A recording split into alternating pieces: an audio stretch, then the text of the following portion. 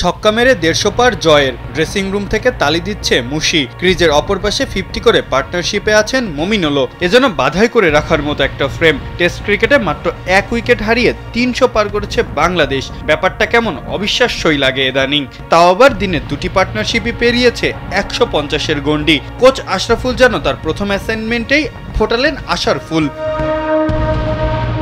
অভিষেকেই century করে দেশের প্রথম ক্রিকেটীয় সুপারস্টার বনে গিয়েছিলেন আশরাফুল। সালাউদ্দিনের অধীনে ব্যাটিং ব্যর্থতার পর আশরাফুলকে ব্যাটিংয়ের দায়িত্ব দেওয়া হয়েছে। বিপিএল এর কোচিং অভিজ্ঞতা থাকলেও আন্তর্জাতিক ক্রিকেটে কোচিংয়ে এখনো আনারই আশরাফুল।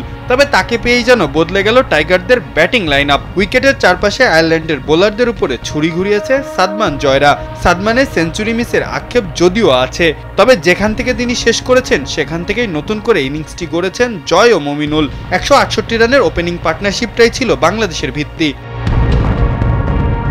এরপর জয় মমিনুলকে নিয়ে গড়েছেন ১৫০ রানের অপরাজিত জুটি। জয় দিন শেষ করেছেন ডাবল সেঞ্চুরির অপেক্ষা নিয়ে, আর মমিনুলের সামনে সুযোগ সেঞ্চুরির মাইল ফলকের। আশরাফুল মাত্র এক সিরিজের জন্যই আপাতত দায়িত্ব পেয়েছেন। ব্যাট হাতে যেভাবে শুরুতেই আশা জাগিয়েছিলেন, কোচ হিসাবেও কি পারবেন বাজিমাত করতে টাইগারদের এই সাবেক কাপ্তান ও বাংলাদেশের প্রথম ক্রিকেটীয় সুপারস্টার, সেটিই এখন দেখার বিষয়। মাহফুজ আহমেদ, কালবেলা।